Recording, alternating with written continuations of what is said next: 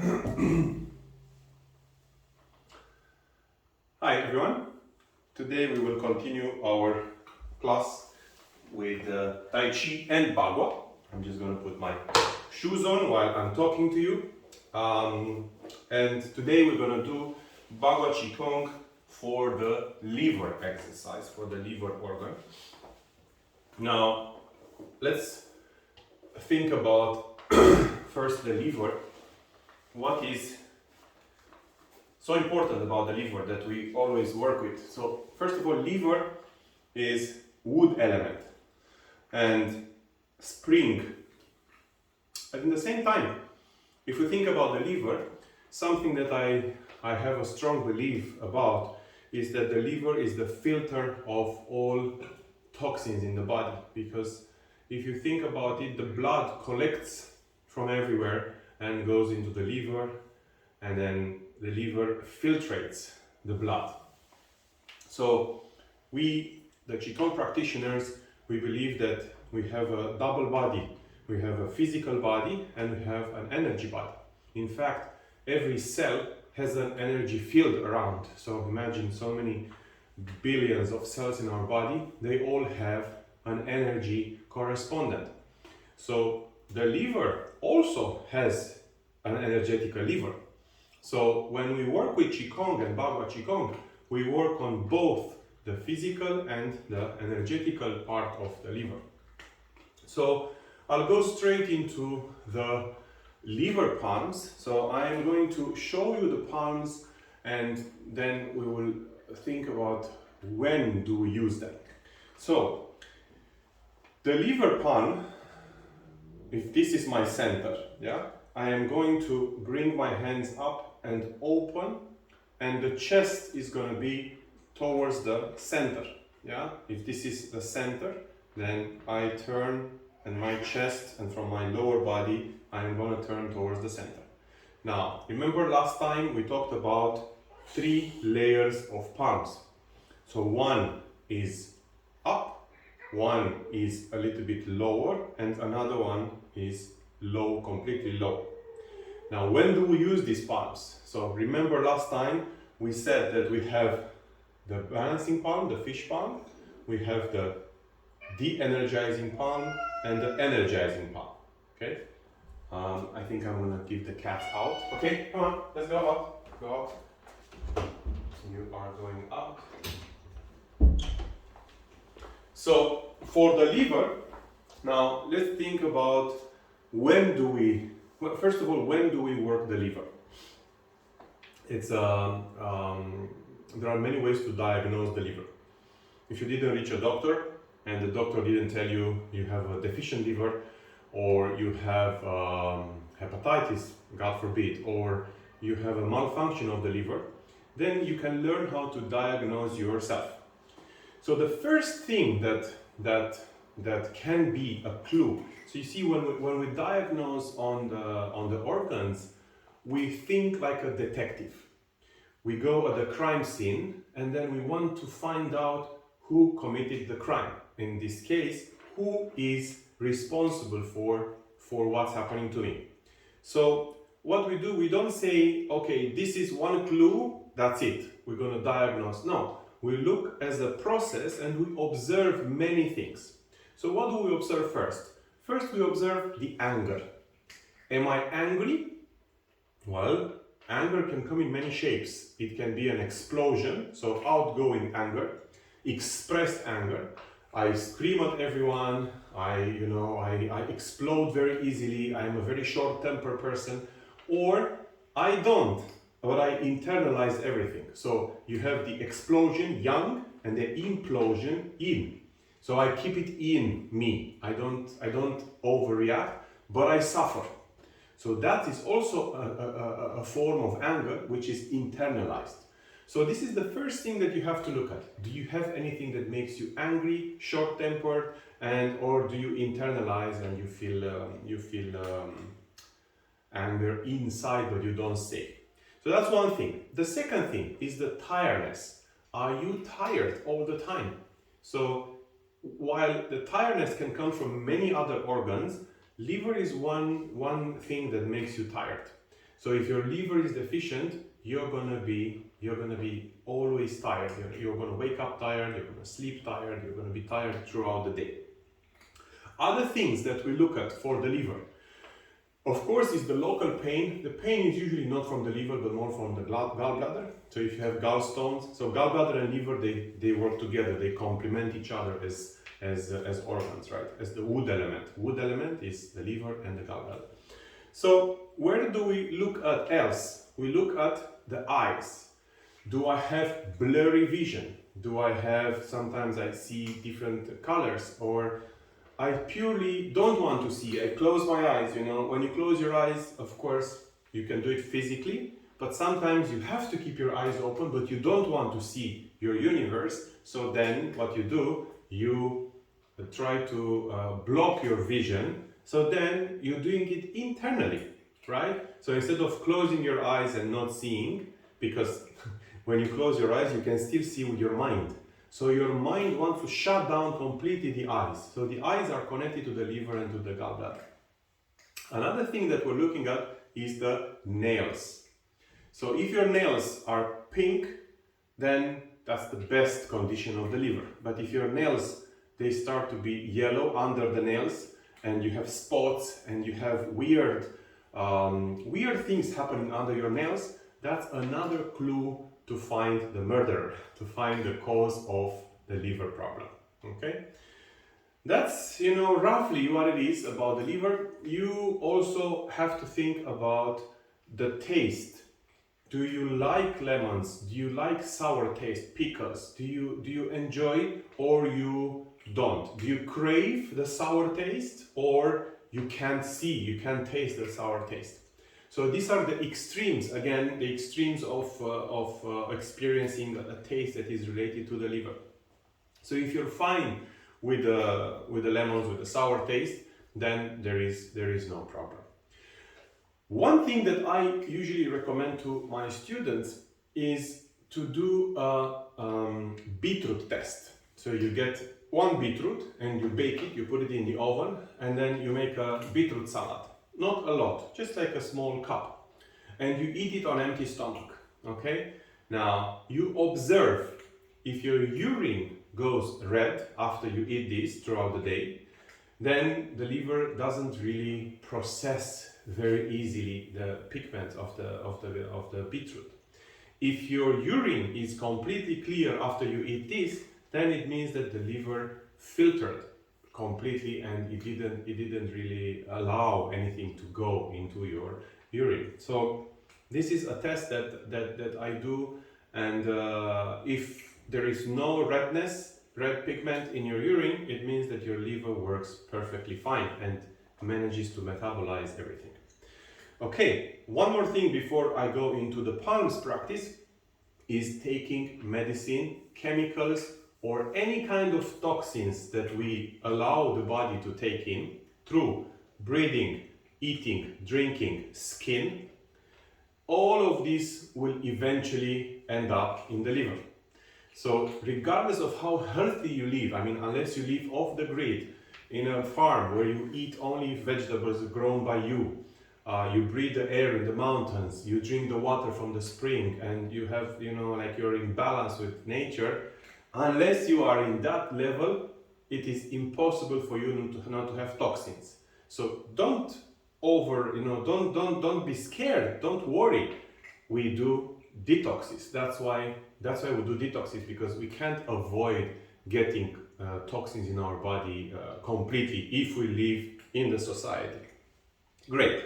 So let's recap first the palms that we did last time. So I'm not going to do the palms because we don't have the space, but I'm going to show them to you. So the first one was the fish palm. Remember, this was for balancing energy, and we were doing 100 steps anti-clockwise inhaling, and then 100 steps clockwise exhaling. Remember, yeah? The de-energizing palm, so for example, if I'm hyper and I want to reduce my levels of energy, yeah, to balance out, then I'm going to do this palm. You see, the palms, the fingertips are pointing to the center, and I do the exhaling, so I do clockwise, only clockwise. So exhale and moving.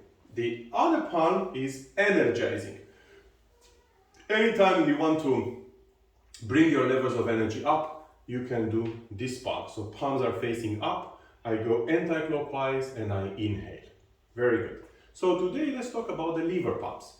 Lever palms start from here and open up, and now the palms are facing up and they are at the same level of my ears.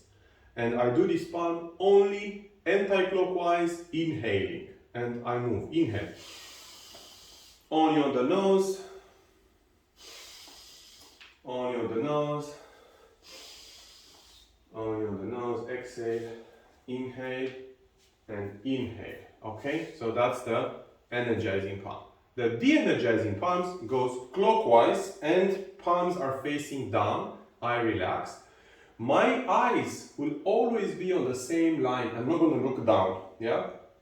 Remember, I want to keep my spine straight.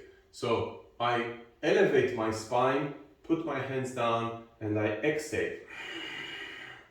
Now, very important. The breathing is very important because you want to take out, you want to force the chi. Remember, the air chi through the breathing forces the energy through the meridians. So it's not enough just to do, no, you have to push it out. Yeah? Okay, very good. Hands down.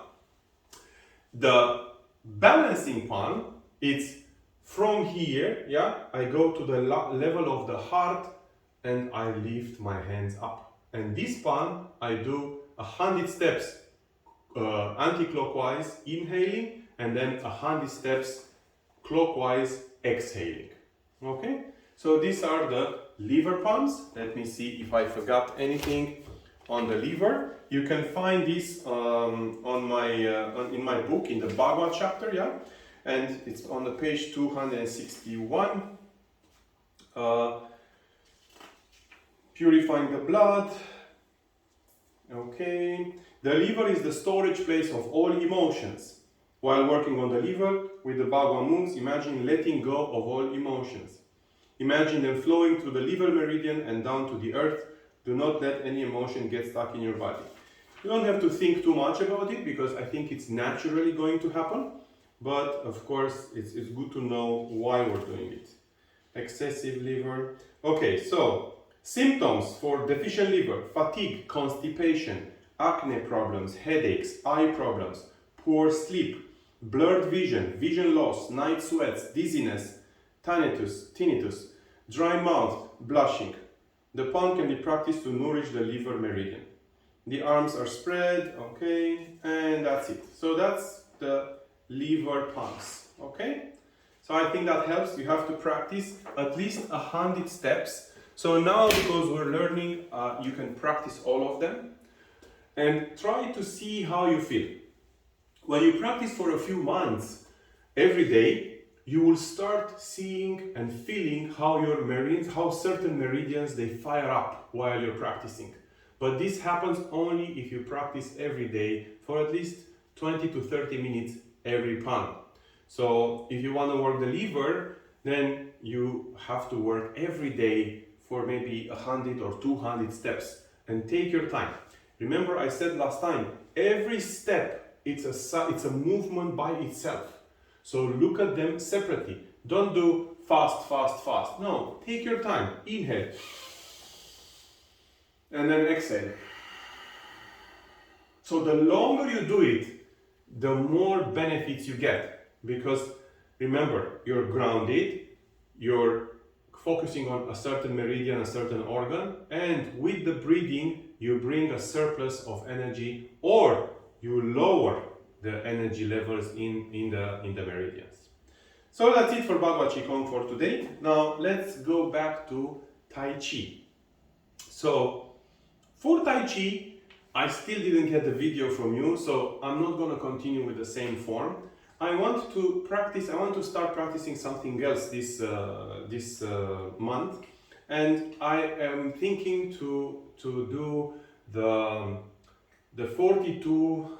No, actually, we're not going to do 42. We're going to do a little bit of basic training that will help you improve your Tai Chi.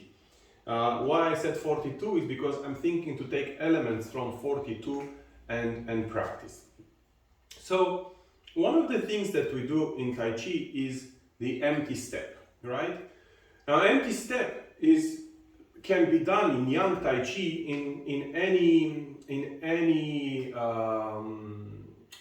any move, right? You can do any move with your upper body, but the empty step remains the same.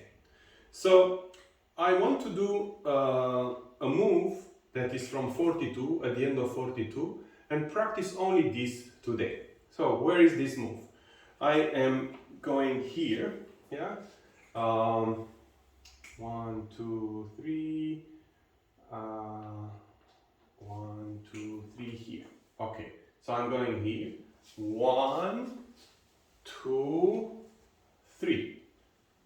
1, 2, 3, 4. Okay, so I want to do only this right now. And I'm going to take parts of 42 and practice them individually. And then as we go, we can maybe put them together and see if we do the form together. So I am here, yeah, I am here. Go here 1, down, and here. Then empty step. Bring your left hand and the left leg, then down, right hand, and up. Only this, yeah? So from here, 1, turn, down, and then here. Then 1, 2, 3, 4. Good. One more time. So right in front, bring the right here. 1, 2, 3. 1, 2, 3, 4. Empty step and strike. One more time. So here is Gong Bu. I just stroke with my right hand, left hand is here. Now I put a hook here, bring the right hand here. Go down, Pu Pu. Then again Gong Bu. Now I prepare for the empty step and I bring the left hand and the left leg together up. Then place it down and I shift my weight to the right and I block with my right hand while I'm striking with the left. Okay? Now let's do this one a bit on a more alert way. Yang Tai Chi makes the moves, in Yang Tai Chi we make the move slowly. But nobody says that we cannot also train in force and strong and fast. You can alternate, especially that you test yourself, you test your strength, you test your speed also. It's not only about moving slow, you can do both, slow, fast. So, I'm here, now, strike here, yeah? So I move from here, strike here, then down, then here, then 1, 2, 3.